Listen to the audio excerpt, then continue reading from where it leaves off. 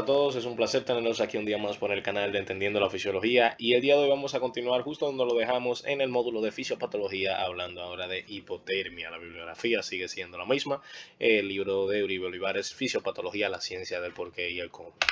En primera instancia vamos a entender qué es la hipotermia. Básicamente la hipotermia viene siendo el estado de estrés fisiológico, de pérdida de homeostasis, en el cual la temperatura corporal central disminuye por debajo de los 35 grados Celsius. Ya cualquier temperatura registrada por un termómetro, en la parte que se pueda tomar como en cuenta la temperatura corporal central, que tenga un valor por debajo de los 35 grados Celsius y se cataloga como hipotermia. La hipotermia normalmente es un fenómeno accidental. Pueden haber dos tipos de hipotermia accidentales. La primaria, como el nombre lo indica, es la primordial o la que más podría ocurrir, ¿verdad? Que es debido a exposiciones ambientales extremas, un frío extremo, básicamente, que viene siendo el componente etiológico por excelencia de este estado patológico, que viene siendo la exposición al frío, ¿verdad? Un ejemplo de esto puede ser estar sumergido en agua helada o, el ejemplo de la diapositiva, ¿verdad? Esquiar y con poca ropa de abrigo, lo cual podría estarte predisponiendo a tener más chances de sufrir lesiones por frío y obviamente encontrarte en un estado de hipotermia. Hay una hipotermia que es secundaria, que esta no depende de lo que viene siendo estar expuesto al frío. Más bien es un trastorno que altera la termorregulación corporal. Hay múltiples patologías que pueden desencadenar un estado de hipotermia secundaria. Entre los ejemplos de estados patológicos podemos ver el hipotiroidismo, que debido a que en el hipotiroidismo encontramos un metabolismo celular extremadamente disminuido, entonces hay poca generación de calor por parte de los tejidos, ya que las células no van a estar generando esos procesos habituales que son térmicos y por ende liberan calor y aumentan la corriente térmica interna. Esto hace que la corriente térmica interna sea bien pobre y por ende se vea esta situación. A su vez, sumándole que podría darse el caso que la persona podría incluso encontrarse en estados de que la corriente térmica externa se ve aumentada, fomentando más la hipotermia, aunque es más bien por lo primero que dije. También la intoxicación por drogas y traumas mecánicos que pudieran afectar esta capacidad termorreguladora que tiene el cuerpo e impedir que el cuerpo mantenga el punto de ajuste térmico en los valores normales. La hipotermia se puede clasificar dependiendo de su severidad, esto medido por los grados Celsius registrados en la temperatura corporal central. Y dependiendo en el grado de hipotermia que nos encontremos, podemos saber las diversas afectaciones que vamos a tener a nivel corporal. Por ejemplo, en la hipotermia leve, la primera que veríamos, que se registran valores de temperatura corporal central de 35 a 32 grados Celsius, se verán cambios a nivel cardiovascular. ¿Con qué fin? Con la finalidad del centro termorregulador, ¿verdad? El hipotálamo, manda señales que en esencia lo que buscan es aumentar la corriente térmica interna. Por ende, ¿qué puede ocurrir? Una vasoconstricción periférica, una taquicardia, un aumento del gasto cardíaco y de la tensión arterial. Pueden ocurrir diversos cambios a nivel neurológico. Entre esos cambios puede ser la disartria, que es dificultad para vocalizar, amnesia, pérdida de memoria básicamente, alteraciones del juicio, y ataxia, que viene siendo ya complicaciones a la hora de realizar movimientos mecánicos hacia extremidades y demás, dificultad para mantenerse en equilibrio, cosas del estilo. Pero todo esto es debido a que el cuerpo está tratando de concentrar la corriente térmica hacia el ambiente interno, hacia la parte central. Entonces disminuye la circulación periférica para centralizarla y redirigirla. Esto con el fin de que se caliente la parte más vital del cuerpo, que viene siendo el tronco, viene siendo la parte ya interna, central. Entonces por eso se busca tratar de resolver el problema mediante esta vía. A su vez también se fomentan los temblores, escalofríos y demás, que son reacciones que son mecánicas que generan calor y por ende van a ayudar a contrarrestar este estado de hipotermia. Pero todo esto es hasta un punto, porque si la temperatura sigue descendiendo, todos estos mecanismos reguladores poco a poco podríamos decir que se van agotando o que ya van siendo deficientes, incluso llegando a tener un paro cardiorrespiratorio, que viene siendo ya el punto en el cual ocurre la muerte, ¿verdad? Vamos a tener la hipotermia luego, la moderada, registrándose valores que la catalogan entre 32 y 28 grados Celsius. Aquí se producen cambios en la conducción cardíaca, hacen que el corazón sea bien irritable porque el corazón frío tiene alta irritabilidad, entonces tiende mucho a la fibrilación.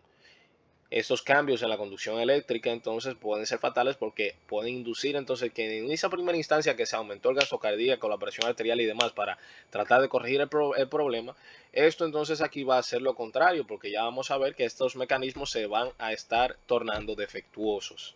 Por ejemplo aquí, que vamos a ver que es muy probable que ocurra fibrilación y entonces eso puede traer problemas de esa conductividad y por ende contracción cardíaca, incluso llegando al estado de asistolia. Luego de la moderada vemos aquí la severa, disculpen, me fue que se le di sin querer a esto y no supe qué pasó. Luego de esto vamos a tener la severa entra entre los grados de temperatura de 28 a 20 grados Celsius. En esta vamos a ver el fallo en producción de calor por todos esos mecanismos. Entonces esos mecanismos de conversión térmica o termogénesis, ¿verdad? Van a verse defectuosos. Y es aquí entonces el punto en el que la cosa se empieza a tornar cada vez más crítica. Llegando a la hipotermia profunda, viene siendo de los estados más severos, aunque hay otros. Hay otro que le sigue a este, pero el siguiente es incompatible con la vida. Pero podríamos encontrar perfectamente una persona en hipotermia profunda, que es cuando ya los afectados se encuentran en asistolia. Prácticamente podría considerarse que van a tener esa consecuencia de paro cardiorrespiratorio y por ende ya morir debido a hipotermia. Luego de esto se encuentra la hipotermia extrema. Esta se encuentra por debajo de registros por debajo de 14 grados Celsius. Pero ¿qué pasa? Esta hipotermia es incompatible con la vida. Es compatible con la vida cuando es una hipotermia controlada. El ejemplo clásico de esto es la animación suspendida. Es un método terapéutico, ¿verdad? Utilizado a nivel quirúrgico cuando se quiere suspender algún órgano. Entonces se induce esa hipotermia extrema del órgano para preservarlo y posteriormente, y esto entonces puede aumentar el tiempo en el que se puede realizar una X cirugía. Entonces es beneficioso, pero este es un tipo de hipotermia que es inducida y controlada. No, nada que ver con estas que pueden ser por esa exposición a temperaturas extremas o esos déficits en la producción de calor, en la termogénesis que tiene el cuerpo. Ahora hablemos de la fisiopatología de la hipotermia. Hablando de la fisiopatología de la hipotermia, vamos a ver que, ya lo dije, el agente etiológico por excelencia va a ser el frío. Y esto se asocia con lesiones inmovilizadoras en un entorno frío. Veremos más adelante cuando estemos hablando de los tipos de lesiones por frío que incluso se pueden clasificar en lesiones por frío con congelación o sin congelación. Pero en todas vamos a ver un punto clave que hay una pérdida de cierta pérdida de movimiento de la extremidad o dificultad en la hora de la sensibilidad, ¿verdad?, de la extremidad a la hora de que se encuentra expuesta al frío. Por ejemplo, la inmersión de agua helada. Vamos a ver que eso es un ejemplo clásico en toda la diapositiva. Vamos a ver que, por ejemplo, en la hipotermia leve, ¿qué vamos a encontrar en el paciente? Un aumento de los temblores, vasoconstricción cutánea, menor perfusión periférica, flujo sanguíneo cerebral aumentado, diuresis va a estar aumentada. En este caso se le conoce como diuresis fría, no porque la orina del paciente vaya a salir fría, sino porque es inducida por este estado de hipotermia. La frecuencia cardíaca va a estar aumentada, la frecuencia respiratoria, la presión arterial. Si se fijan, todos estos son mecanismos que si los englobamos todos, tienen un resultado neto de aumentar la corriente térmica interna. Por ende, canalizar el calor hacia el tronco, ¿verdad?, para mantener esa temperatura corporal central lo más alta posible, para tratar de el hipotálamo en busca de tratar de llevar la temperatura corporal al set point, al punto de equilibrio que normalmente tiene que estar puesta. El fenómeno de diuresis fría más adelante explicaré, pero haciendo un pequeño adelanto, esta diuresis fría se da debido a que hay una vasoconstricción periférica, estamos de acuerdo con eso. La filtración glomerular se va a ver disminuida, más no el gasto urinario. ¿Por qué el gasto urinario no se ve disminuido? A pesar de que la filtración glomerular sí. No se ve disminuido el gasto urinario debido a que la reabsorción tubular de sodio se ve defectuosa en estos estados. Entonces, por eso el gradiente osmótico, ¿verdad?, que vamos a ver a nivel tubular va a ser mayor. Vamos a tener un ambiente tubular hiperosmótico. Entonces ese ambiente hiperosmótico va a fomentar que el agua se mantenga ahí. Y por ende no hay reducción del gasto urinario. A eso se debe esta condición. En caso de que siga descendiendo la temperatura, entonces vamos a ver diversos trastornos más, que en esencia lo que puede ocurrir es ese fallo cardiorrespiratorio, ese paro, que desencadena la muerte básicamente. Aquí podemos ver un pequeño resumen, déjame ponerle ese puntero. Aquí podemos ver un pequeño resumen de todos esos mecanismos, viendo cómo en esa disminución de la temperatura corporal central, esa disminución del calor, ¿verdad?, el cuerpo va a empezar a realizar los diversos mecanismos para aumentar la temperatura. Liberación de hormona tiroidea para que el metabolismo celular se vea aumentado. La norepinefrina también se va a ver liberada. La norepinefrina fomenta la lipasa sensible a hormonas y por ende la lipólisis. Y la lipólisis de tejido pardo, ya dijimos que es un factor clave en videos pasados para la termogénesis. También la hormona tiroidea, la norepinefrina, van a fomentar la vasoconstricción periférica. Esto induce entonces a que se pueda ya dirigir hacia más el flujo sanguíneo hacia el centro para aumentar la corriente térmica interna. Este estado de posible hipoxia que van a tener estos tejidos periféricos hace que se entre un estado de acidosis láctica gracias al metabolismo aerobio que se va a generar. Y esa misma hipoxia pues puede generar esa vasoconstricción pulmonar. Algo importante saber es que en estos estados de hipotermia la persona va a empezar a hiperventilar y demás. Y estos estados de mala utilización del oxígeno pues van a llevar a que ocurra diversos trastornos en esta parte y por eso puede entrar en estado de hipoxia el individuo. De hecho, un dato importantísimo a saber eh, es que a raíz de esta, es que puede ocurrir esa vasoconstricción pulmonar, podemos ver que va a aumentar la presión de la arteria pulmonar. La arteria pulmonar es la que conecta la cámara del ventrículo derecho con lo que viene siendo ya el árbol pulmonar donde se oxigena la sangre y luego llega a la aurícula izquierda. Si hay un aumento en la presión de la arteria pulmonar, que cabe destacar que suelen ser presiones bastante bajas, de hecho hasta en el grosor de las paredes del miocardio, de las cámaras derechas del corazón, se puede saber que no hacen tanta fuerza, pues se va a ver que va a haber un cese en el flujo y por ende una resistencia. Ese acúmulo y ese aumento de esa presión arteriopulmonar puede inducir a lo que es el edema pulmonar no cardiogénico, entonces en resumidas cuentas un cortocircuito de derecha a izquierda a nivel cardiopulmonar. Entonces es muy importante esa partecita. También importante saber que el aumento del consumo de oxígeno por unidad de tiempo se va a ver presente en esto. De hecho, se puede ver que el porcentaje es exponencial, apenas una disminución de unos 2 grados Celsius puede inducir por cada grado Celsius puede inducir hasta 13% de aumento del consumo de oxígeno, o sea que es algo bastante impactante. También se aumenta la ventilación por minuto en etapas tempranas de la hipotermia, ya luego esto se vuelve deficiente. Esta utilización alterada, pues lo que dije, puede generar ese metabolismo aerobio y el riesgo de infección, una herida quirúrgica. Pero es importante saber que estos cambios no suelen ser los más problemáticos de todo el asunto. Por ejemplo, todo empieza a ser letal ya cuando llegamos a temperaturas inferiores a 29 grados Celsius. Aquí se va a fomentar lo que es la broncorrea, una sobreproducción de moco debido al frío.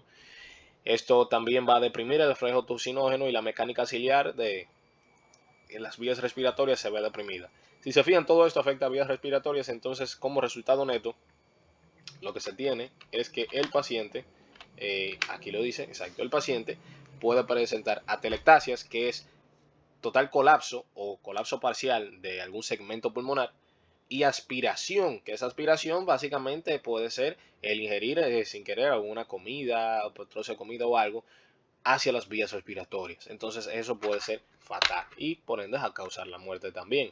Y aquí se menciona lo del edema pulmonar no cardiogénico debido a ese cortocircuito de izquierda a derecha. Otros efectos que podemos ver presentes en Estado de hipotermia, van a ser esas arritmias debido a ese trastorno en la conducción miocárdica que ya les mencioné, esas mismas bradiarritmias, bloqueo atrioventricular, prolongación de los intervalos PR, QRS e intervalo QT, cambios en el ST y la onda T, y también se ha tratado de colocar la aparición de una onda G patológica, una onda J, perdón. La onda J no siempre se asocia con estados patológicos. Esto es del electrocardiograma, ¿cierto? Entonces, no siempre se asocia con estados patológicos debido a que pacientes sanos presentan esa onda J y entonces no siempre es asociada a esos cambios, ¿verdad? Por eso quiero que tengan eso en mente, que esa onda J no siempre decanta un estado patológico, pero sí intentado hacer la asociación con el estado de hipotermia. Aquí se menciona básicamente lo que mencioné, valga la redundancia, ¿verdad? De que la hipotermia va a generar esos trastornos a nivel de la lucidez del paciente, los reflejos tendinosos profundos y eventualmente puede generar esa hipotonía muscular. El punto clave de la pérdida de conciencia en el estado de hipotermia es entre 31 a 27 grados Celsius. Y aquí se pueden listar otros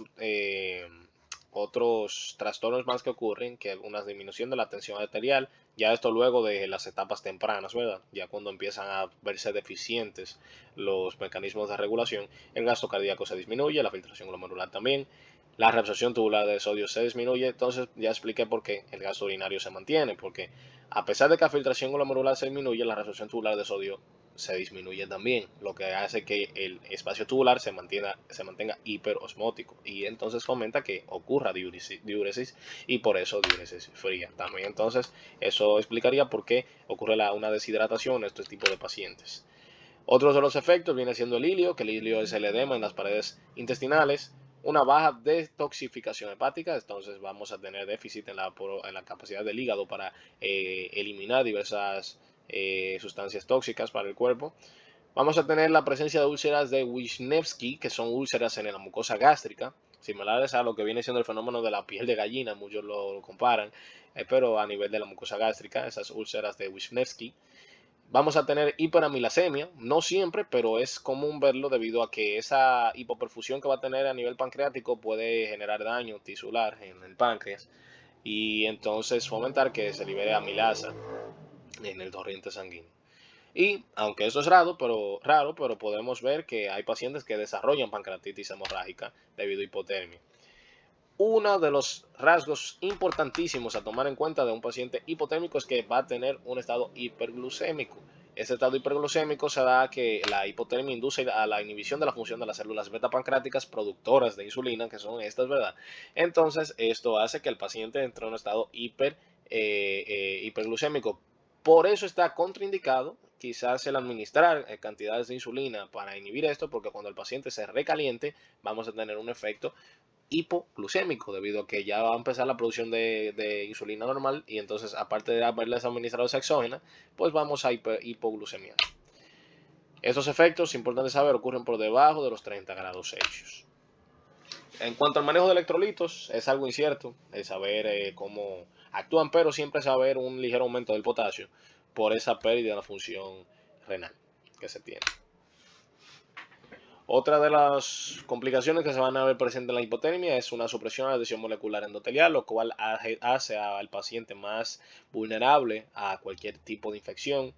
Vamos a ver hemoconcentración debido a un aumento del hematócrito, leucopenia, una coagulopatía persistente debido a que gracias a la hipotermia se inhibe la vía intrínseca y extrínseca de la cascada de coagulación.